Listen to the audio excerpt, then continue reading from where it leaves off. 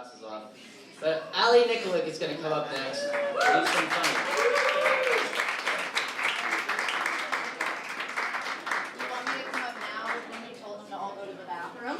Yeah. Do your bad jokes now. She's going to do her lesser material first.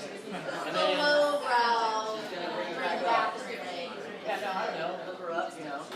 Say what else you need to This is say. the duo improv bit. Yeah, well, yeah, okay. Charles, And then, straight yes, man. You and. never talk improv with a stand-up comedian. Those two worlds don't cross. Dangerous territory. So do you want me to go now? Do you have a show? Do you have an upcoming show you can tell everyone about while they use the facility? And not No, but I die? got a restaurant I work at to plug. Ali Nikolic, everyone. Hi guys! That was the longest opening I think I've ever had. Can I take this microphone out? Is that a musician thing? You gotta unwind it. It's a lot to commit to. This is all part of my act. I planned this out in advance. Woo!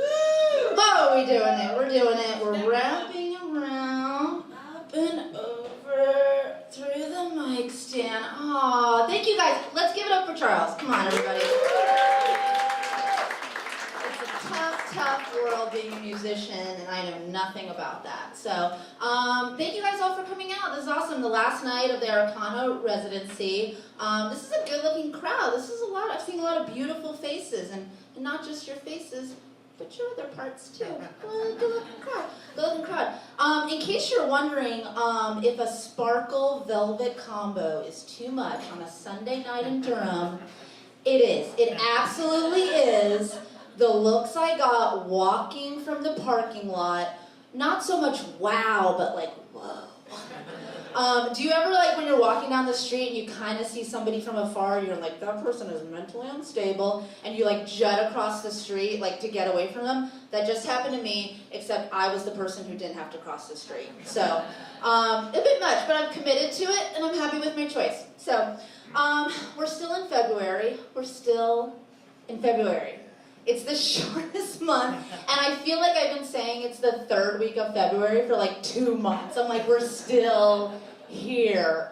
And I think that's because of Valentine's Day, this sort of asshole of a holiday that just takes over everything and like sucks the oxygen out of the room.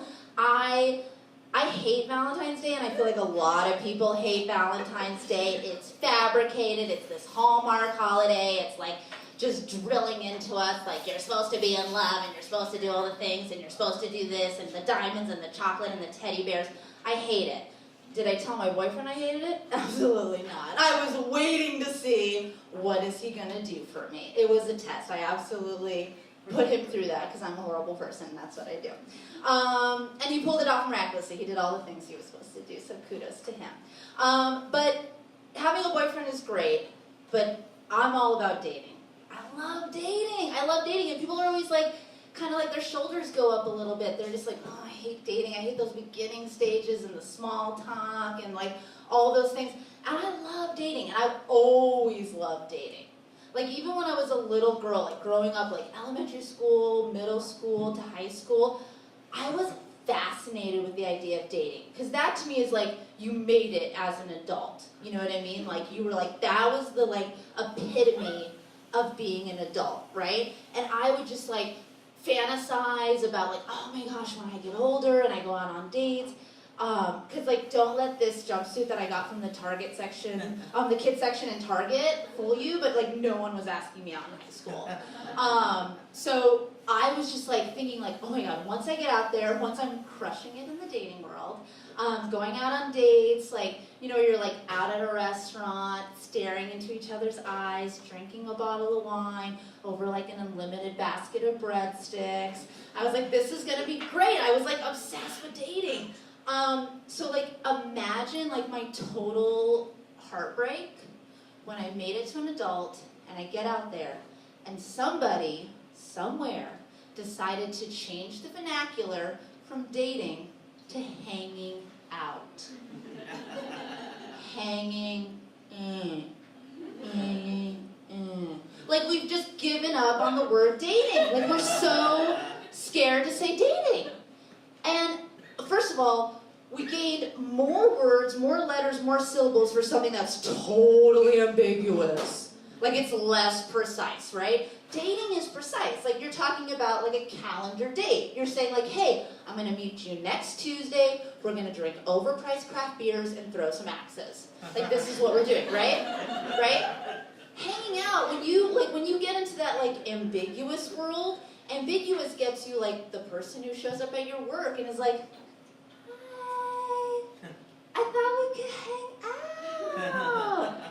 And you're thinking to yourself, I don't even remember telling you where I worked. Right? It's dangerous, right? Dating out, to me, it's like a little bit more respectful, right? Like when I first started dating my boyfriend, like second date, like right out of the gate, I was like, just so you know, we're dating, okay? This is a date, we go on dates, I hang out with my friends don't put their dicks in me, okay? This is dating, all right? And he was like, I'm not even sure how to pronounce your last name. Like, let's just reel it in a little bit, you know what I mean?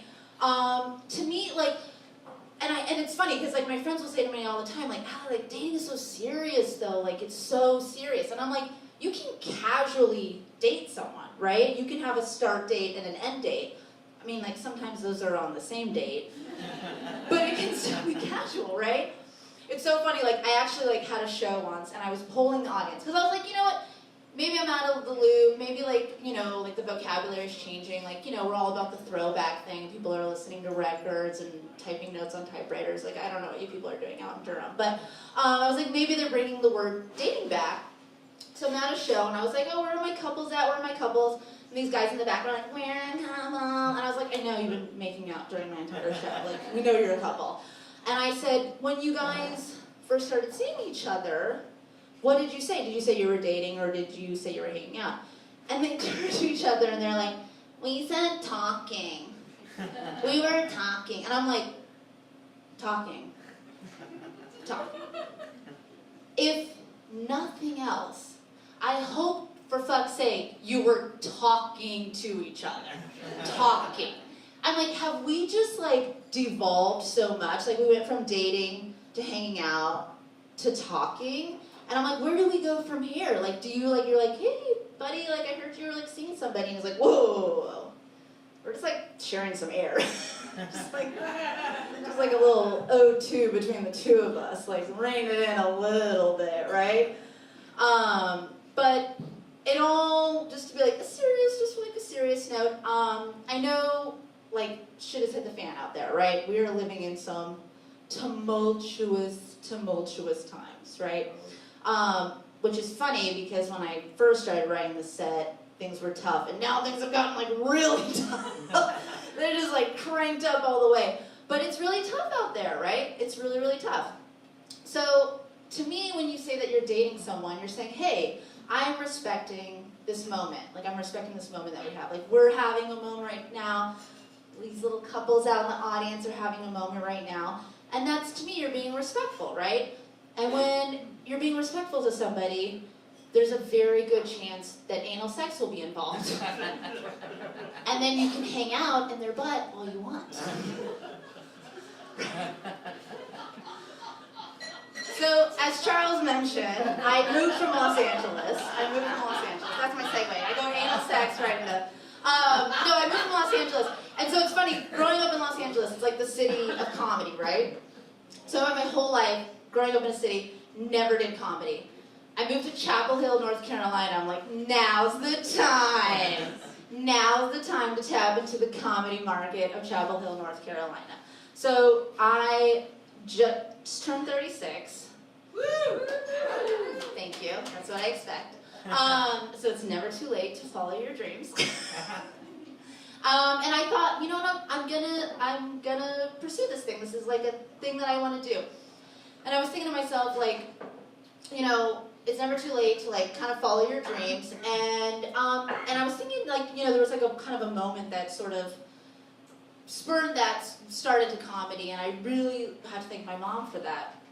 I mean, I would thank my mom, but she's dead, so we're not really talking much lately at all. There's very limited conversation happening. Don't worry, guys, it's okay, everybody's doing okay, I'm okay, my family's moved on. I I mean, my mom's not doing okay, obviously. She's doing not well at all in this scenario. So, I don't know if you guys have dealt with the death of like a close family member, and there's like all this aftermath that you have to deal with after they die. And one of those was clearing out their belongings, right? So, after my mom died, of course, I was distraught. I couldn't deal with it. Luckily, I had a family member who said, I will deal with it. We went through their things. And then she brought me a box. She was like, oh, I found some kind of like personal mementos that I thought that you would want. So I'm going through this box, and there's like some pictures and just, some little things that, of hers, like some jewelry, stuff like that. And then I see this item, and it's wrapped in fabric. And I pull it out, and I'm slowly starting to like unravel this item. And I realize I'm holding in my hand a hand-carved wooden dildo. A bespoke wooden penis. And my mind immediately goes to the journey that this wooden dildo took to get to me, right? So I like to imagine this sort of beautiful, majestic tree, right? And some artisan that's like going through the woods, and he's like, that's it. And he chops down a branch, and he like takes it back to his studio, and he's whittling it away to resemble his own dick, or perhaps a dick he remembers fondly. To then selling his wares on the street, which I don't know like how much you would get for a wooden dildo, but like I hope he got a good price on it. To then being discovered by my cousin, who then has to pack it in a suitcase and bring it through the airport, which, what was that TSA security guard thinking? Because I don't know if you've ever seen a dick, or perhaps you have one, but there's nothing in a suitcase that could be a dick except for a dick. To then finally landing in my lap, metaphorically, not literally. And then it was in that moment I realized, comedy. Thank you, Mom. Thank you for this lasting gift.